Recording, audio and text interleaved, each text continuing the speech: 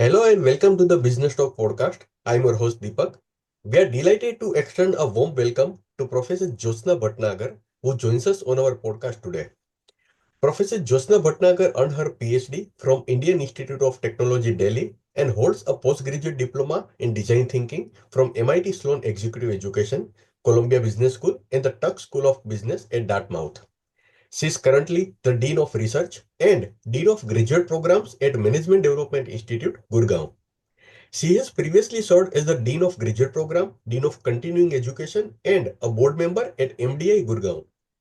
She has made significant research contributions with publications in top-tier journals including Harvard Business Review, International Journal of Enterprise and Management, International Journal of HRM, and International Journal of Manpower. Professor Bhatnagar has been the recipient of numerous prestigious awards throughout her illustrious career. In 2024, she was honored with the Classic Case Award for her case on Amazon as an employer, which was added to the esteemed Ivy Classic Case Award list. She was also recognized in 2023 and 2021 among the top 2% most cited global academics as listed by Elsevier. In 2021, she received the Global Award for HR and OB Best Selling Case. Her commitment to mentoring was acknowledged in 2017 and 2015 when two research scholars under her guidance were awarded the Emerald India Literary Outstanding Doctoral Dissertation Award. Professor Bhatnagar's academic excellence is reflected in prestigious awards such as MDI Gurgaon's Excellence in Research and Teaching, Emerald Literary Best Practical Research Award, and Students' Choice Teaching Awards, etc. Early accolades include the Kamla Award and Entrepreneurs Award, highlighting her impact on research, teaching, and mentorship. Since 2015, Professor Bhatnagar has served as a board member for promotion, recruitment, and selection at public sector banks, IIMs, and private business schools. She has been teaching at Indian Institute of Management, Calcutta since 2021, delivering PGPX sessions at IIM Ahmedabad, and has also taught at Aston University, UK. Renowned for her impactful contributions, Professor Bhatnagar continues to shape the field of management education and human resource development. In this episode, Professor Jyotsna Bhatnagar will share profound insights from her case study, One Employee Went Freelance, Now Everyone Wants the Same Deal, published in Harvard Business Review. Professor Bhatnagar, it is an honor and privilege to have you join us today. You. Thank you so much. Thank you, Deepak ji, for the kind introduction. Now, you may ask me questions about this particular case study. This is the third one in Harvard Business Review. The first one is in 2016, and then we published in 2017, and then now in 2022.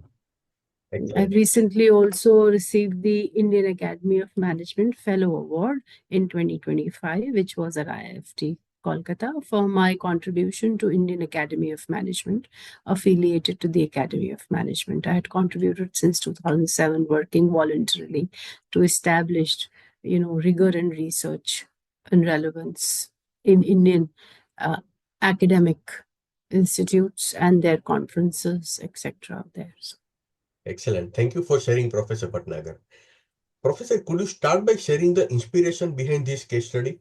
Was it based on a real-world scenario or a composite of challenges faced by organizations? Thank you, Deepak ji. This was actually a real world scenario, and it was about a company called Pioneer Urban, which is a real estate company. And when we sent the full case to the Harvard Business Review, they found it very relevant, and they do a podcast and they do also some kind of social media voting on the issues there. And they said we want to camouflage into a creative advertising one because the entire world is facing this issue there. So it is a real world scenario which we had actually looked at, and the protagonist and Rakesh Bohra, he was working, and he is still working in Pioneer Open. He was facing these issues there. So very insightful.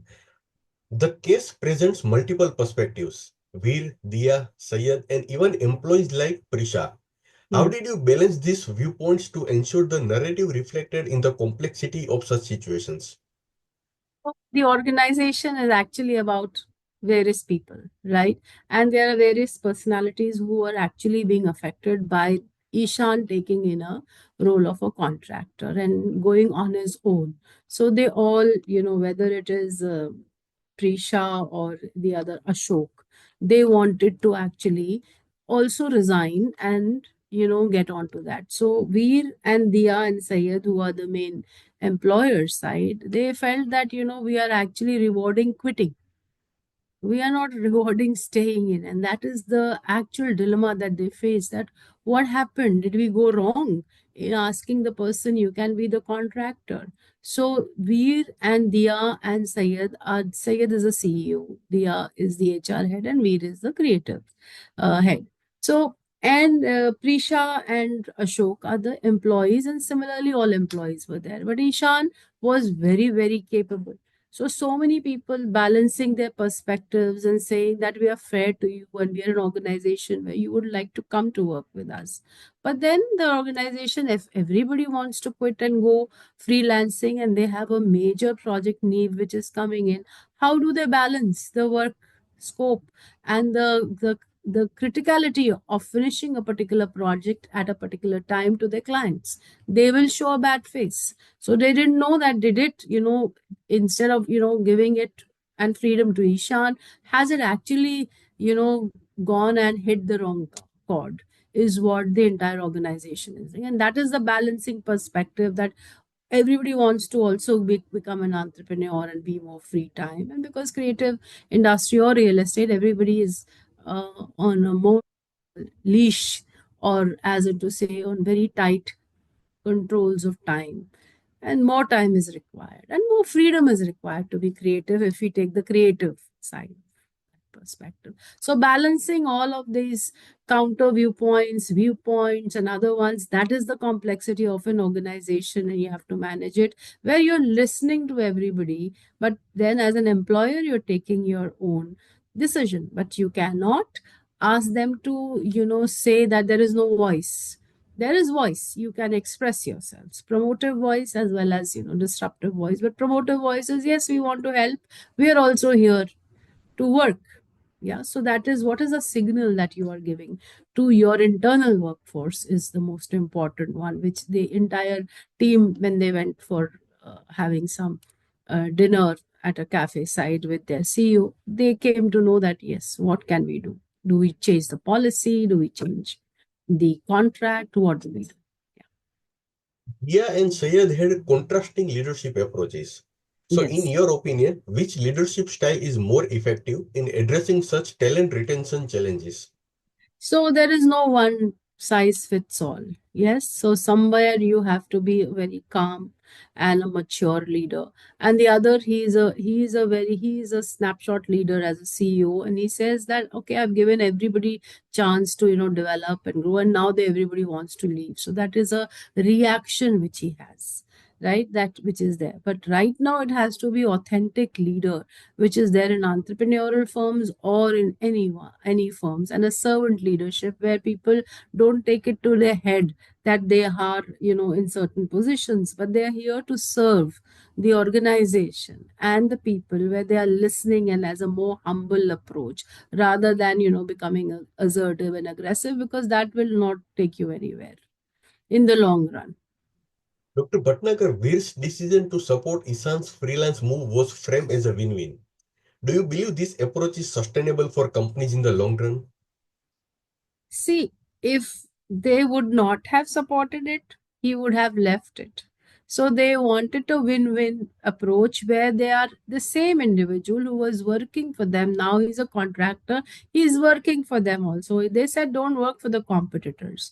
So then he is doing that as of now. And that is a win win situation where you have come up with a creative problem solving. When we use design thinking, we said, yeah, it's a creative problem solving where you've got a win-win approach, which is good for the organization, which is effective in the current circumstances. Now, after a year or 2 years, if Ishan says, I have, now I want to grow more and then I want to fly around and I want to then join the competitors, then they'll have to relook at his assignment, which is the one which is very clear on that. And it's a very practical one because all organizations are facing the same thing there.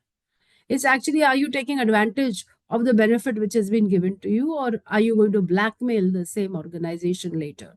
So, where is the trust factor? And Ishan, they trusted, Saeed trusted him a lot because he had a very good, uh, interaction as well as dynamics with the organization. Plus, he was very capable in terms of potential and in terms of, business capability. Dr. Bhatnagar, how can organizations strike a balance between fostering an entrepreneurial culture and managing the risk of talent poaching?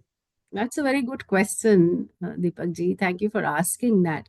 So, if you have an entrepreneurial mindset, it helps and an orientation, it helps you get more business in the organization. But nowadays, what we are seeing, is, especially with this generation which is coming in, that they don't want to do lifelong employment at one place. They keep on shifting.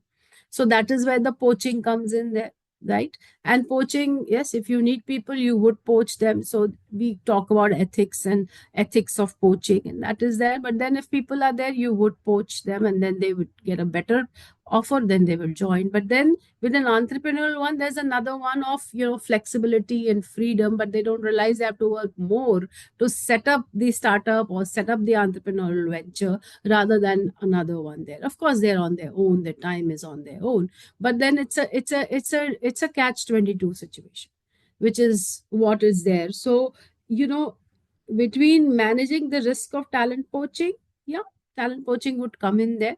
But if you want to tell them, okay, go do a startup on your own, and many of them are saying, okay, I've had disillusion with the corporate world, now I want to do my own work. Okay, do your own work, but it has its plus and the minus. Similarly, the other side, plus and the minus.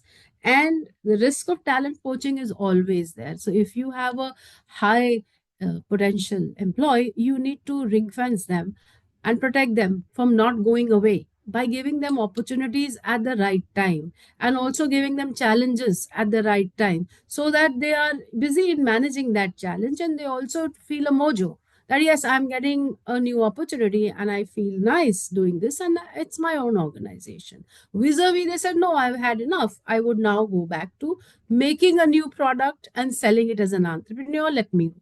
So it's like that, which is very clear. The lack of a non-competent clause in Blackbird's contracts play a significant role in this case. Do you think non-competent agreements are ethical or practical in the Indian I think, context? yeah.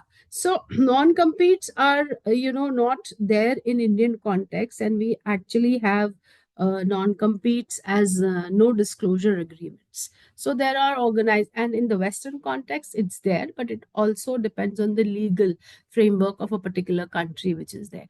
But you can always have a no disclosure agreement where two organizations says that if you worked for me for 6 years, then you cannot join a competitor for the next 6 months. Very clearly they say that I have to protect myself. Some of them give them gardening leave, that okay, you are still on our rolls, but you stay at home and don't come there, so that the whatever latest knowledge or practices policies are there, that person doesn't know about it, and he's still on the rolls, and he's not even joined, or she has not joined the competitor.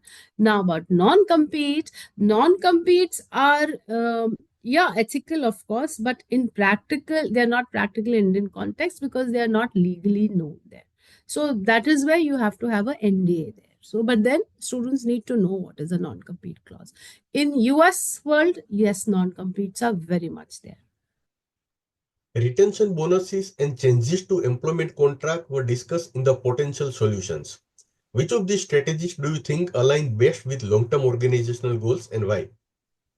Yes, so retention bonuses or the stay bonuses are there, which they said that if we give them that, there'll be a line across Dia's office, and people will be wanting to say that, okay, I'm quitting unless you give me the retention bonus. So you have to be very clear as to which is the critical or the pivotal talent to which you want to give the retention bonus, right? And Ramstad and Bodro's work way back 2005, and latest work of other people also, right, like Collins Millai, they're all saying the same thing, that you look at pivotal or critical talent, And based on that, you have to give the retention bonus, but that has to be camouflage, which many organizations are doing it there.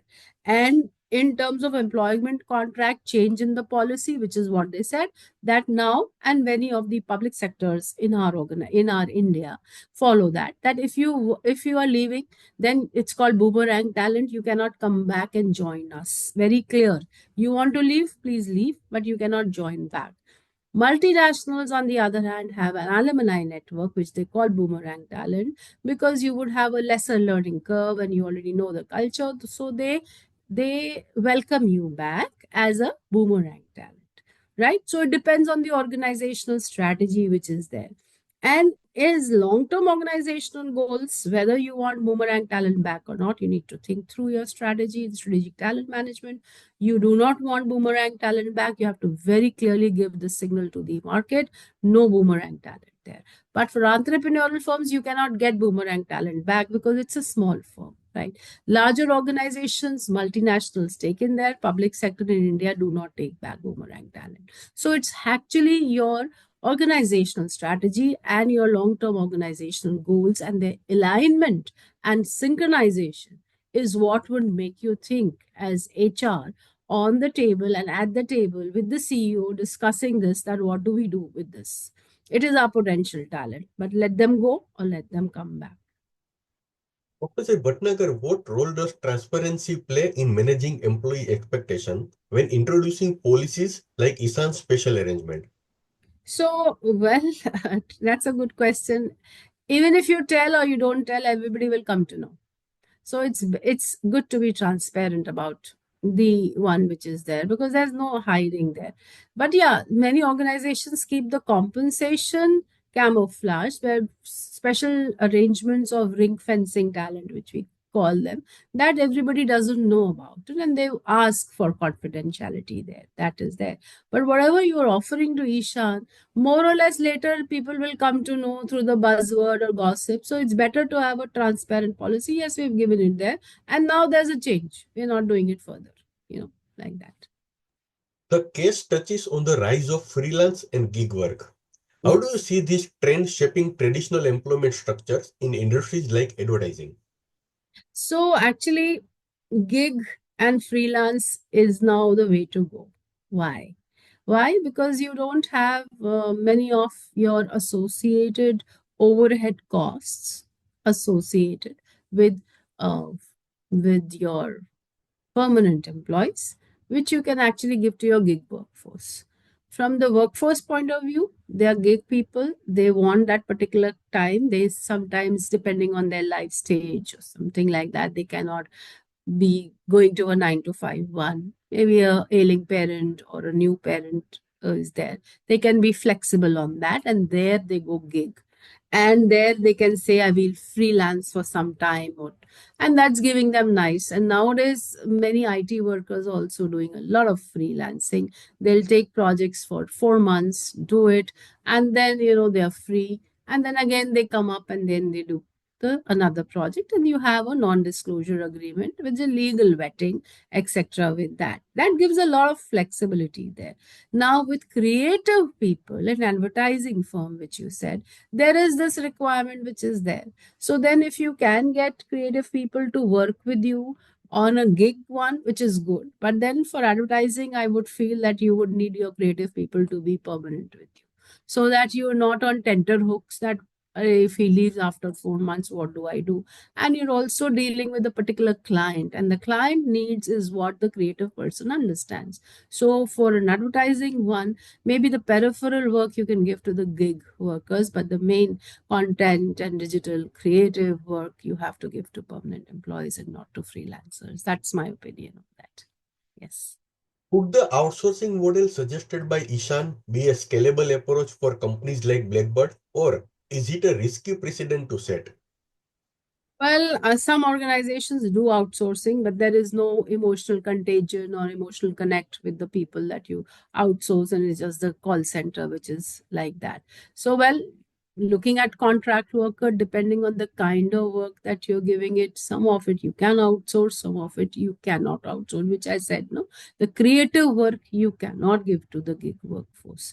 Outside work, peripheral work, which is, back end work, which is there. So kind of work and type of work, depending on that, and the amount of time you would require, which is your knowledge, intensive work, implicit as tacit knowledge, as well as, other knowledge which you need to add on to, and you need more teamwork on that. That cannot be outsourced, because you need to work as a team together, and creatives work as a team together. So even if he said that one outsource, he is not going to, he is not going to replicate it there. So again, it is company specific and organizational strategy specific, that you would say, okay, do I do it there, and is it scalable there? So some kind of peripheral work I may scale up and say, okay, I outsource, like telecalling, and you give it to chatbots. Now it's artificial intelligence technology coming in there. So you said, okay, this kind of work I'll give it to the chatbots. Yes, and I'll give it to the outsource. But this the creative, the main work, where you need the human intuition, you need the human creativity, you need a lot of problem solving and teamwork, that you can outsource. Professor Bhatnagar, what are some early warning signs leaders should watch for to prevent a domino effect of resignations in their organizations? That's a very good question. So that is the real listening which the leaders have to do, and the cues that you get. So early warning signs, we call it, we actually look at the listening of the body language. Too many people getting together over coffee and discussing it. What is the murmur? And are people taking too much leave? That is a cue that this person may want to leave. So you need to have those cues very, very clearly sought out, where you're actually listening to the pulse of the organization. If the pulse of the organization is saying that everybody wants to leave, then what will happen to your business? It's called a talent raid, where people are raided and people are taken away as a group. Yes, or people leave as a group, not right as a group, if it's not a talent raid. So you have to be very, very agile, and very, very observant as a leader for the cues, that what are the early signals that this person has lost interest, or is looking here and there, or sometimes being absent, or not coming to meetings, not taking interest, not the same person, doesn't have a good friend at home, at the workplace. So all those are early warning signals that the person has to say, oh, something is wrong there. So just look at it there, but not getting into too much of it. But yeah, just be aware that that your high potential, highly critical talent is not actually disengaged. So engagement signals is what you have, disengagement signals you have to look at, and then plug in the engagement interventions to make that person come back to you. Professor, could you share a little bit of journey of researching and writing this case study? This journey, Yeah. that's a very good question. So this is part of the case writing course that I teach at MDI Gurgaon. I've been teaching since the 2015 here, and we have scholars across domains. Our total number of scholars could be 20 in a class at the most, or it could be 10, or could be 15. So he was an OBHR scholar, and I worked as his guide, and it was a real time situation. He said, I'm facing this there. So similarly, my earlier colleagues also who have written with me also said, we are facing this situation. Now what do we do? And then we look at it, say, oh, this is the case material which is there, because this, if you get into class, the would-be managers and or the leaders to be future leaders, if they look at real life scenarios and then do vicarious learning through the real life scenarios, as also solve them in a team, and then you do that, it'll be very good. So that is the journey. You can also bring the protagonist to the class. So it's very interesting. It is built over the period of 6 to 8 months, and real life journey, where we go back to the organization and we go back and forth, and then build the case from there. How can such case studies be effectively used in management education or training programs? So we use them. quite a lot because they give you the real life scenario. So depending on, in the education sector, depending on which class you are, which kind of a class. So it's a business analytics class, you'll use more of an analytics case study, right? And if it is a class of human resource management, you would different ones on the subject, you'll use a different case study. And if it's PGPM, it's a class of IS officers, you look at actual public sector and public service cases which come in there. And if you're training multinational companies, or you're training a bank, or bank employees, or oil sector employees, or pharma sector employees, you will pick up and choose that case study in that sector which they actually really uh, identify with.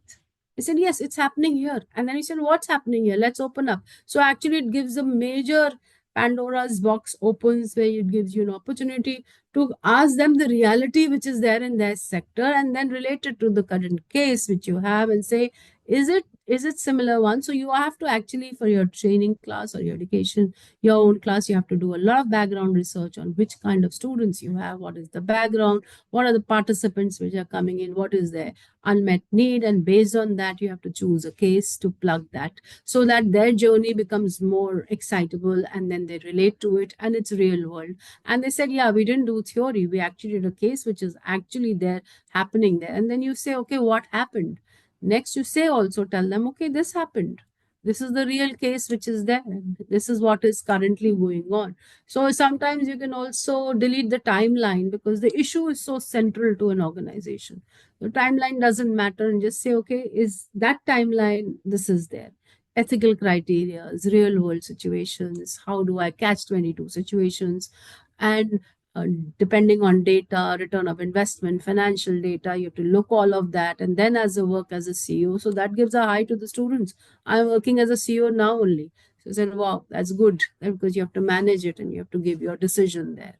And whether the decision is right or wrong going in, and what did the organization do going forward, that brings in the perspective and also the excitement. And if your case can be recalled after the participant or the alum comes back and say, yes, I recall that. I still remember we had a major debate in class and discussion in class, and a lot of constructive dialogue in class. That remains a recall element, and they enjoy that constructive conversations that they have. You may agree to disagree, that's fine, but you always have a time and an opportunity to place your argument and your position about a particular case, decision, or the journey that the person takes. Professor Bhatnagar, you have an exceptional career in research. Do you have any guidance or advice for aspiring writers or researchers who want to create impactful case studies like this one? Well, as thank you for that compliment, but I have been very clear. I was a passionate poet when I was very young. I used to write a lot. And then Ahmedabad, when I went there, had a professors, two professors, Ramnara and Professor T.V. Rao, who would say that we are only studying international cases. Why don't we write and make our own documents and our own cases, where our organizations are also making that I took as a challenge. And then that inspired me, that okay, people want to know about India also, so let the world also know about Indian organizations, what we are doing very well, what we're not. He used to talk about Partha system at that time, and nobody knew about the Partha system in the Marwaris, right? So then they said, yeah, if we have such a beautiful system here, they do not know that we have worked on that logic. Similarly, Indian architecture and how they were looking at sundials and the way it is there. We're talking of sustainability now, right? Our Indian architecture long time back was giving us that. So that was an inspiration for me to do that. Plus the passion. Of course, there will be triggers, there will be challenges of your admin role, of your teaching load, of your training load, but that 1 hour or 2 hours that you give to yourself, to your writing, to what you would want to create a new document, is what is that's journey. It's yourself and your passion. Nobody says it's not about money, it's not about what is it that it's coming in. It's just that you want to create that knowledge and you feel passionate about that, that okay, I am intrigued about this, let me research, let me find out what's happening, let me find out how it's doing it, let me find out what is the impact on the social level and on the individual level, at the organizational level, at the team level, and then let me share it in the class and say, okay, this is happening, how do you solve this? So it is just a simple journey of curiosity, triggering a passion to write and document and say, yes, you're creating knowledge, and what's happening in India, share that with the world, with the global world, and say, yes, we are also doing well. And it's not just that, we can also bring it to that global level if we try and we are focused. Yes, you have to be focused there. No matter what, nobody's going to see what you have not done, they will only see what you've done.